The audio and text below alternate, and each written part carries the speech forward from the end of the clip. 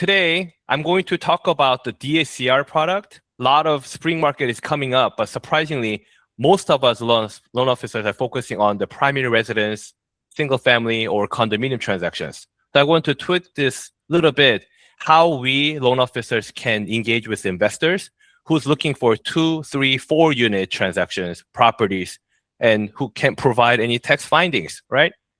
So let's dive in. I want to talk about the origination, qualifying, and the closing realtors and investors' perspectives and approach.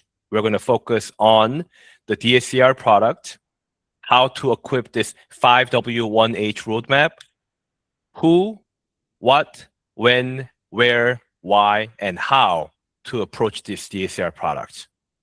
So visually, we have to understand the fundamentals of it.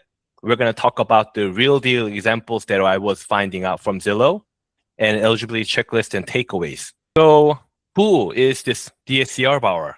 These are the investors who cannot provide the 2 years tax returns, who hasn't filed the 2 years tax returns correctly, seldomly, or maybe occasionally, the smart self-employed applicants are fitting into this.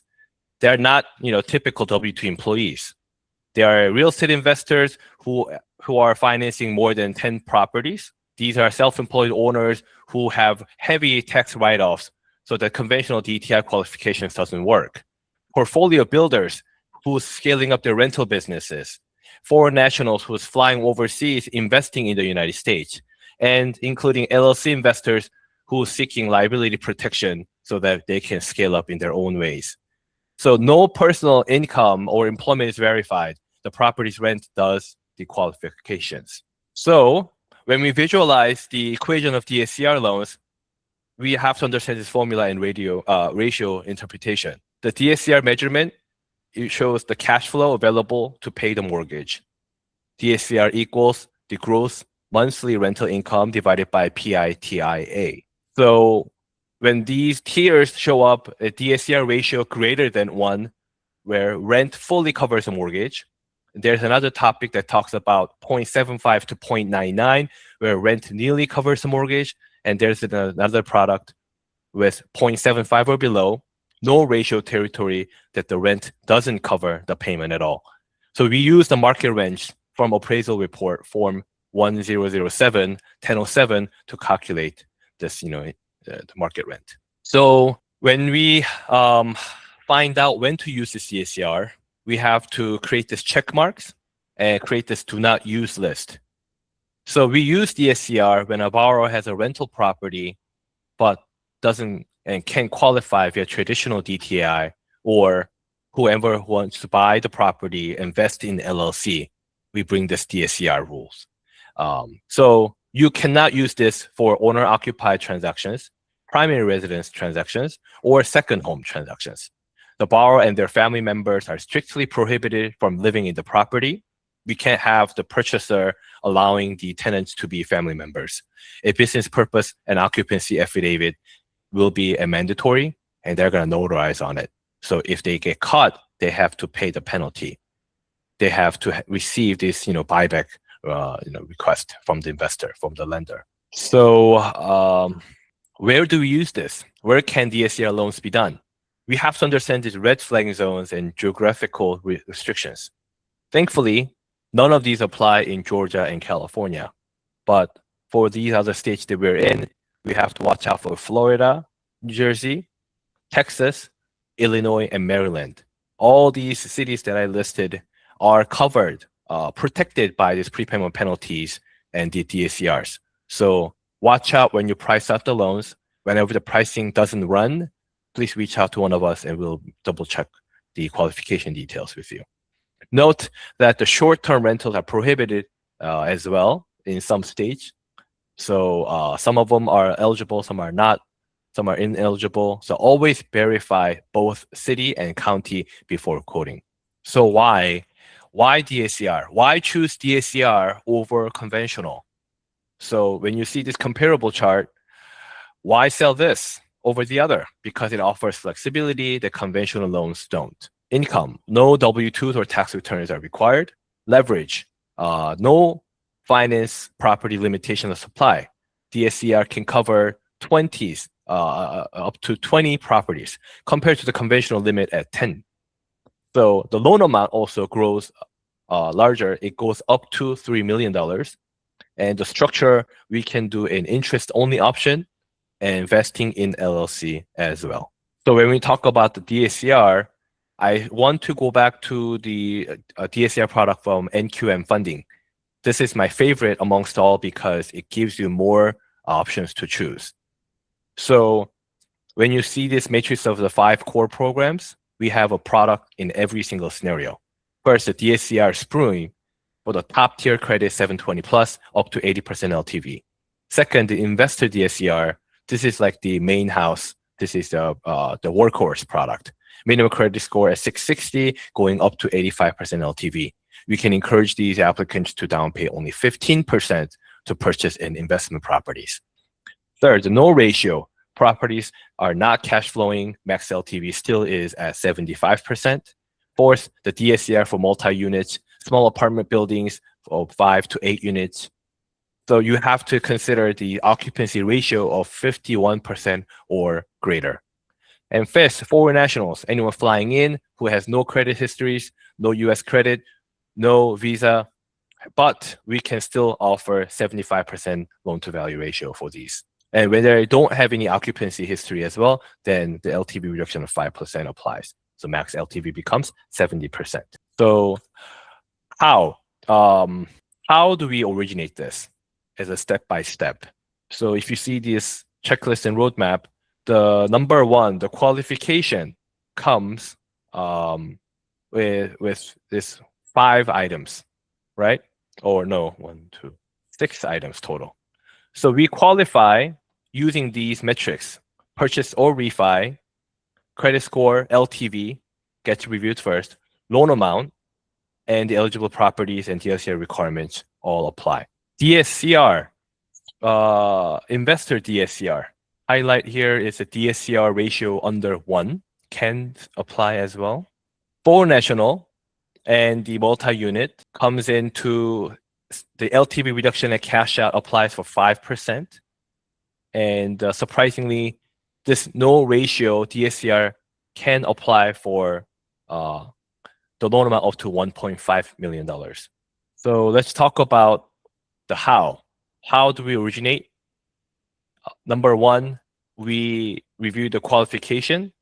We review the credit score at minimum of 660 and confirm the investment intent. Why we're purchasing it? Who's going to occupy? Is this property being occupied by the tenant already, or is it vacant? Are we using the market rent for the qualification? Gets determined in this step. Second, we go into the analyzing properties, confirming the property type and geographical restrictions. Third, we go into pre-qual. We review the market rent or actual rent divided by PITIA, which we use the conservative matters using Form 1007. And depending on the DSCR ratio, we send from 1, 2, or 3 a product. And then we collect the documents from these structures. I strongly recommend to issue 1-year prepayment penalty so that we can offer rates in 6s. And then we collect the documents, we order the appraisals, and then all these XYZs prior to that conditions that can apply. And then the last, we verify all the documents is collected and fund. So I brought these properties on Zillow to find out what actual numbers are visible. I used the rate at 6.625 to see the, the rebate at 1.0 at today's market. So if you look into this, the sales price under $1 million, market rental combined was $7,300 showing on the Zillow. PITIA using 1-year prepay was giving me a payment of $6,408, which gave us a DSCR at 1.14 with 20% down. So it was really easy, cookie cutter deal. Anyone who had the 20% can purchase this right away and expect to close within 2 to 3 weeks. Second example, it was a duplex. PITI, surprisingly, is still at around the same with a triplex. Sales price is still at $1,995,000 with a down payment at $199,000 DSCR ratio was under 1. So we were able to use one of the two factors. Are we going to push one tenant out and use the market rent, or are we going to keep actual rent and perform?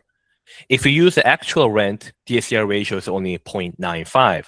But if we can use the market rent, if we provide a lease agreement showing that the tenant will be moving out in the next 60 days, then we can use this new market rent for qualification. You have options to choose. And last, this is another 2-unit with a significantly higher sales price. Down payment grows. Payment grows because we lend more money. So the DSCR ratio was under 0.8. So in this case, what we had was to send it to the most inferior product, but we were still able to originate the loan. So intention here is to start learning to say yes to our investors and our clients, and then talk about the details and orientations. If you say too much information upfront, sometimes that you may lose a deal. But you have to understand the fundamental idea of how DSCR products operate. So you can say yes to specific situations. So these are the checklist. Review these items before you submit the files. This is for the investment only, and for business purpose and occupancy affidavit is necessary with credit scores of 660 plus. Most of the times, we're not going to meet these individuals who have 20 finance properties. But if you start calling not the realtors, but hard money investors, hard money companies asking for refinance DSCR opportunities, you may be able to start the transaction faster than talking to all these people. Paul, I'm going to take your question after the training is done, okay? And second, the property eligibility 1 through 4 units for the regular transactions and 5 to 8 for multi-unit transactions. And for Airbnbs and short-term rentals, make sure the DSCR ratio is greater than 1.15. Income is driven by the market rent if it's vacant, actual rent if the tenant is occupied. If we approach with the refinance options, lease agreement is required. So if the vacancy is still considered, then we have to apply the exception rules and use a market rent.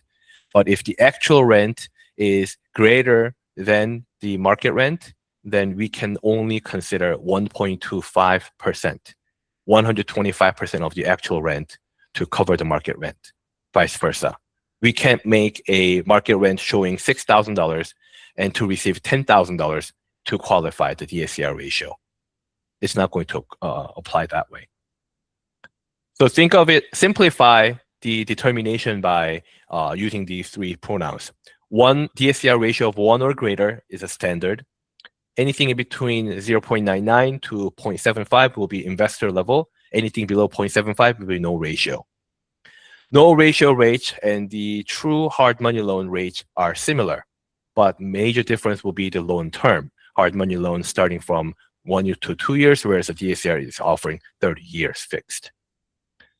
And the last but not least, prepayment penalty. We have no prepayment penalty all the way to 5-year prepayment penalty. But from my findings, running different scenarios, 1-year prepayment penalty actually gives the best bang for the buck. You can offer the client a room to negotiate and revisit the file next year for the refinance. So these are the checklists for today.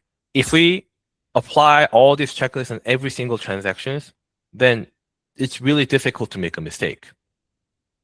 So my intentional approach here is to how to remember all these rules and how to apply and review the information on the appraisal report so that we can tie this LTV and DSCR ratios. And when you don't have numbers that you wanted, don't give up. Restructure the files. When the 20% down fails, try 25% down or go to no ratio program.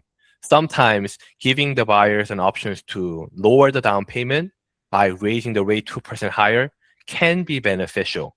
If it's $1 million transaction, 5% of $50,000 saving with a $1,000 monthly payment increment can be better. We are buying time with the money, and we can offer this kind of opportunities and win. Like Becky have shared, a transaction where you have to pay off all the liabilities on the credit report to go into conventional versus leaving the debt as is, but go for FHA just to qualify and give them more loan. Intentional approach changes. Monthly payment comes second. So I want all of us to find the deals using this metrics, run the numbers using Kellogg's point and the mortgage calculation on our homepage, and then close a loan. More wins that we have, small wins that we have, will help us to build wealth and move on. One transaction a month is our goal. If we have 12 transactions in a year, that's about $50,000 to $60,000 commission that we can expect. So I want to itemize what findings and what possibilities we can have as a team so that we can dive in with intentional